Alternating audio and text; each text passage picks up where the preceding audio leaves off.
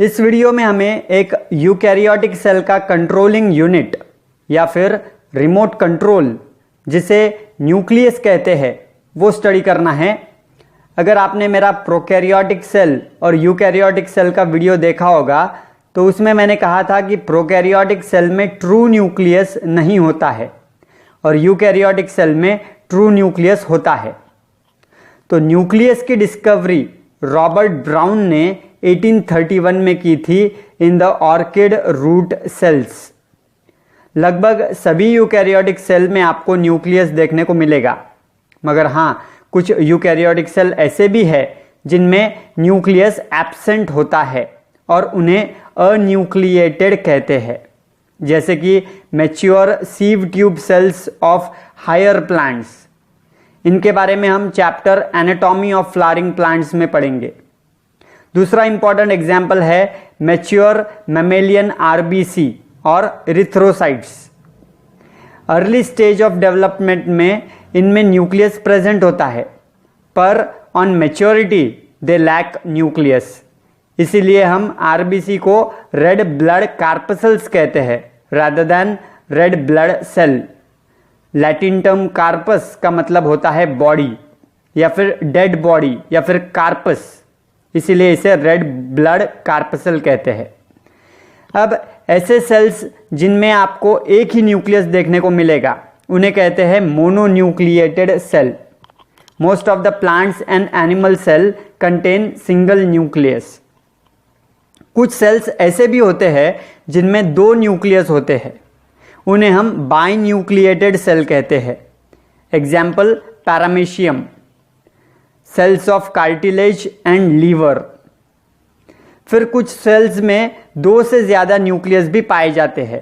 3 से लेकर 100 तक न्यूक्लियस भी आप देख सकते हो कुछ सेल में, उन्हें पॉलीन्यूक्लिएटेड सेल ऐसा कहते हैं। याद रखिए, polynucleate cell of the animals are called as syncytial cells, while the polynucleate cells of the plants are called as sinusoids or sinusotic cells. Most common example of sinusoidal cell are osteoblasts या फिर polykaryocytes of the bone marrow. उसी तरह दूसरा example याद रखिए, striated muscle fibers. इन दोनों example में करीब 100 न्यूक्लियाई होते हैं एक सेल में। Now note down the examples of sinusotic plant cells. तो वाउचेरिया जो कि एक एल्गा है, इसके अंदर 100 से ज्यादा न्यूक्लियस पाए जाएंगे एक सेल के अंदर। अब ये न्यूक्लियस आपको सेल में एग्जैक्टली कहाँ दिखाई देता है, मतलब इसका लोकेशन कहाँ है? ज्यादातर ये न्यूक्लियस आपको सेल में सेंट्रल पोजीशन में दिखेगा, लेकिन इसकी पोजीशन समय के साथ साथ बदलती रहती है depending on the metabolic state of the cell. उदाहरण के तौर पे एम्ब्रायोनिक सेल में न्यूक्लियस जनरली सेल के सेंटर में होता है, पर जैसे ही सेल डिफरेंशिएट करना शुरू करता है और उसकी मेटाबॉलिक एक्टिविटीज बढ़ना शुरू हो जाती है तो न्यूक्लियस की पोजीशन बदलना शुरू हो जाती है। कुछ ग्लैंडुलर सेल्स में न्यूक्लियस बेसल पोजीशन में दिखाई देता है और एडिपोज टिश्यू सेल्स में न्यूक्लियस पेरिफेरल पोजीशन में, मतलब बॉर्डर की तरफ दिखाई देता है, क्योंकि यहाँ जो फ्लैट फैट के जो ग्लोब्यूल्स है वो उस न्यूक्लियस को डिस्प्लेस कर देते हैं। अब अगर न्यूक्लियस के शेप की बात करें तो न्यूक्लियस का जो शेप है वो सेल के शेप से रिलेटेड होता है। बहुत से न्यूक्लियाई इर्रेगुलर शेप के होते हैं, जैसे कि क्यूबॉइडल सेल्स में आपको ज्यादातर स्फेरिकल न्यूक्लियस ही दिखेंगे। वही अगर कॉलमनार सेल्स है तो उनके अंदर का जो न्यूक्लियस है वो ओवाइड हो सकता है या फिर एलोंगेटेड भी हो सकता है न्यूक्लियस। मसल सेल्स में एलोंगेटेड न्यूक्लियस ही होते हैं। अगर आप स्क्वैमस एपिथेलियल सेल देखोगे तो उनका जो न्यूक्लियस है वो डिस्क के आकार का होता है।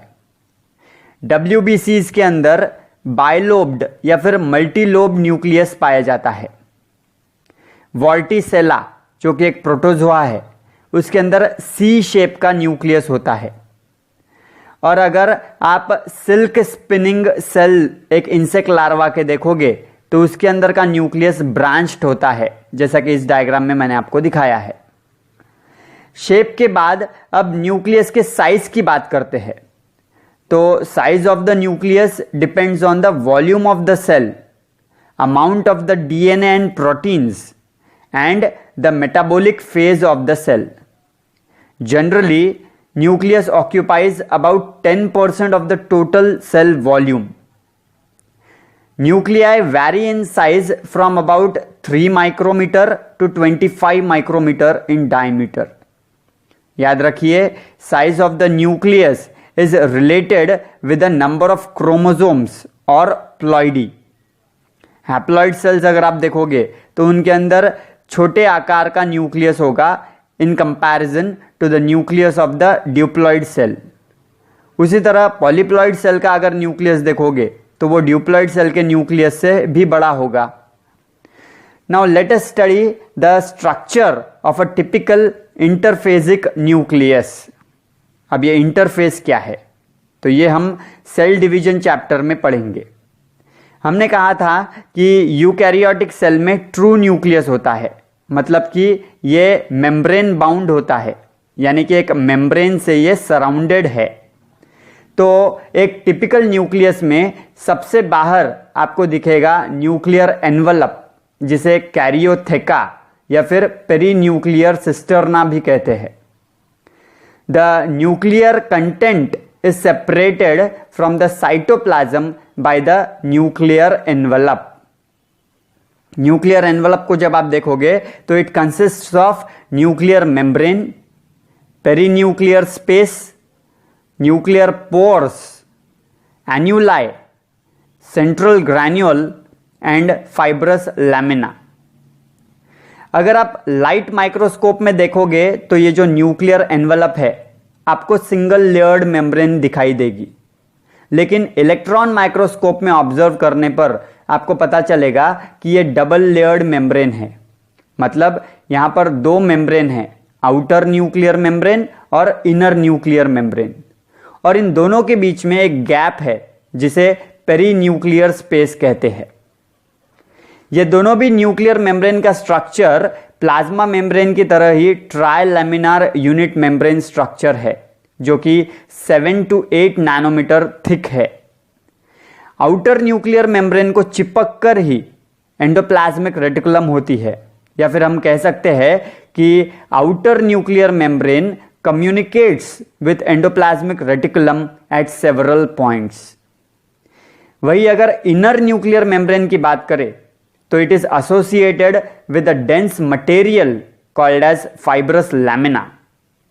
तो क्या है ये फाइब्रस लैमिना, हम आगे देखेंगे इसी वीडियो में। Remember, existence of the membrane delimiting the nucleus was first demonstrated by Hertwig. अब दोनों भी न्यूक्लियर मेम्ब्रेन के बीच में जो गैप होती है, जिसे हमने पेरीन्यूक्लियर स्पेस कहा था, वो करीब 10 to 70 नैनोमीटर की होती है।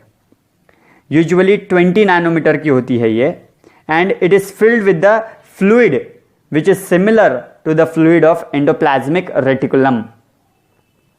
इस न्यूक्लियर एनवलप को जब आप गौर से देखोगे तो यू विल फाइंड कि ये जो न्यूक्लियर एनवलप है ये परफोरेटेड है, यानी इस पर बहुत से छेद आपको दिखाई देंगे, एपर्चर्स दिखेंगे, और इन्हें हम कहते हैं न्यूक्लियर पोर्स। इन्हीं के थ्रू न्यूक्लियस से साइटोप्लाज्म में और साइटोप्लाज्म में से न्यूक्लियस में आरएनए और कुछ प्रोटीन्स मूव करते हैं।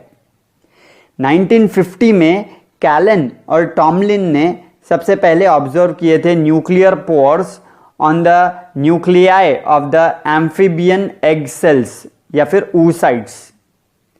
अब न्यूक्लियर मेम्ब्रेन पर ये न्यूक्लियर पोर्स कितने होते हैं, तो ऐसा पाया गया है कि ये जो पोर डेंसिटी है it correlates with the transcriptional activity of the cell. पहले ऐसे माना जाता था कि एक डायफ्राम, जिसे एन्युलस कहते हैं, it extends across each pore limiting the free transfer of the material. पर बाद में जब इलेक्ट्रॉन माइक्रोस्कोपिक स्टडीज होने लगी तो पता चला कि nuclear pore has a far more complex structure, इसीलिए न्यूक्लियर पोर और एन्युलस को मिलाकर पोर कॉम्प्लेक्स कहा जाने लगा। यू एंड बेले इन्होंने बताया कि 8 स्फेरॉइड प्रोटीन पार्टिकल हर एन्युलस के अराउंड अरेंज्ड होते हैं, जो कि एन्युलस की साइज को रेगुलेट करते हैं। कुछ सेल्स में इस न्यूक्लियर पोर कॉम्प्लेक्स के सेंटर में एक सेंट्रल ग्रैन्यूल होता है, जिसे कि सेंट्रल प्लग भी कहते हैं। अब इनर न्यूक्लियर मेम्ब्रेन के अंदर की तरफ एक फाइब्रस मटेरियल दिखता है, which is composed mainly of acid protein and is often represents the honeycomb pattern। इसे कहते हैं फाइब्रस लैमिना या फिर न्यूक्लियर लैमिना, या फिर इसे ही कहते हैं nuclear cortex. Nuclear lamina is a protein meshwork जो कि इनर न्यूक्लियर मेम्ब्रेन के अंदर की तरफ को पूरी तरह से कवर कर लेता है, और सिर्फ उन जगहों पर ही नहीं होता है जहां पर न्यूक्लियर पोर्स होते हैं। Harris and James first described the presence of fibrous lamina on the inner surface of the inner nuclear membrane of amoeba Proteus.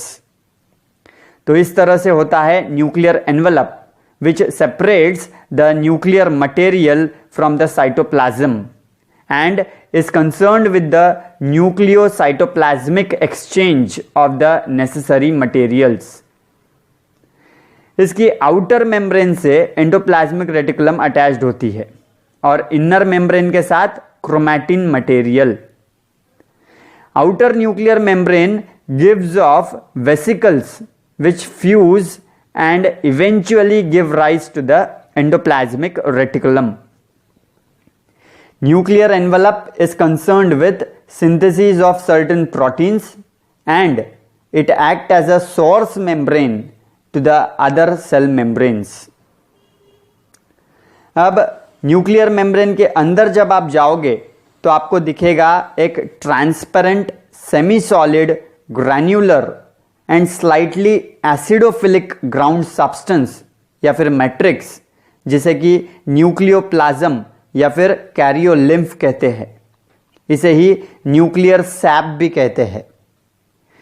ये जो टर्म है न्यूक्लियोप्लाज्म, ये स्ट्रैसबर्जर ने दी थी। इसके केमिकल कंपोजिशन की बात करें तो it contains nucleic acids, proteins, enzymes and minerals. इस न्यूक्लियोप्लाज्म में आपको तैरते हुए दिखाई देंगे न्यूक्लियोलस और chromatin threads. Nucleolus is a spherical darkly stained colloidal acidophilic body found in the nucleoplasm. और न्यूक्लियोलस को डिस्कवर किया था फोंटाना ने। इस पर बहुत सी बार क्वेश्चंस आए हैं। एक सेल में एक या फिर उससे ज्यादा भी न्यूक्लियोलस दिखाई दे सकते हैं और उनकी जो साइज है that depends on the synthetic activity of the cell. ऐसे सेल्स जिनमें बहुत कम सिंथेटिक एक्टिविटी होती है, जैसे कि sperm cells, blastomeres, muscle cells, उनके जो न्यूक्लियस है उनके अंदर बहुत छोटे छोटे न्यूक्लियोलस आपको दिखाई देंगे। और ऐसे सेल्स जिनमें बहुत ज्यादा सिंथेटिक एक्टिविटी होती है, जैसे कि egg cells, neurons, secretory cells, उनके न्यूक्लियस में आपको न्यूक्लियोलस जो है वो बहुत बड़ा दिखाई देगा। याद रखिए कि न्यूक्लियोलस को कोई डिलिमिटिंग मेम्ब्रेन नहीं होती है, मतलब it is not a membrane bound structure. और ऐसा माना गया है कि calcium ions maintains its intact organisation. अब क्योंकि यहां कोई मेम्ब्रेन नहीं है तो the content of nucleolus is continuous with the rest of the nucleoplasm. इस पॉइंट पर भी एक दो बार क्वेश्चंस आए हुए हैं। न्यूक्लियस में ये जो न्यूक्लियोलस है that is often associated with the nucleolar organiser. अब ये न्यूक्लियोलर ऑर्गेनाइजर क्या है? तो nucleolar organiser represents the secondary constriction of the nucleolar organising chromosomes. तो सेकेंडरी कॉन्स्ट्रिक्शन मतलब क्या, ये हम अगली वीडियो में जहां पर हम क्रोमोसोम्स पढ़ेंगे वहां पर जानेंगे। न्यूक्लियोलस का कॉम्पोजिशन देखोगे तो it contains DNA of nucleolar organiser, rRNA and ribosomal proteins. और न्यूक्लियोलस का फंक्शन है production and organisation of ribosome. ये भी एक इंपॉर्टेंट पॉइंट है, इस पर भी क्वेश्चंस आए हुए हैं। So nucleolus is the site of active rRNA synthesis. और बहुत से एग्जाम्स में nucleolus is the ribosomal factory, ऐसा ऑप्शन उन्होंने दिया है। न्यूक्लियोलस के अलावा न्यूक्लियोप्लाज्म में बहुत से thread like elongated and coiled structures दिखाई देते हैं, जिन्हें कि क्रोमैटिन फाइबर कहते हैं। ग्रीक वर्ड क्रोम का मतलब होता है कलर। सेल डिवीजन की अलग अलग स्टेजेस में ये जो थिन थ्रेड लाइक स्ट्रक्चर है, ये थिक रॉड शेप स्ट्रक्चर तक पहुंच जाता है, यानी अलग अलग शेप्स में दिखाई देगा। तो धागों की तरह जब ये स्ट्रक्चर दिखता है उनको क्रोमैटिन या फिर क्रोमैटिन फाइबर कहते हैं, और थिक रॉड लाइक या फिर रिबन के जैसा जब दिखता है तो इन्हें क्रोमोसोम्स कहते हैं।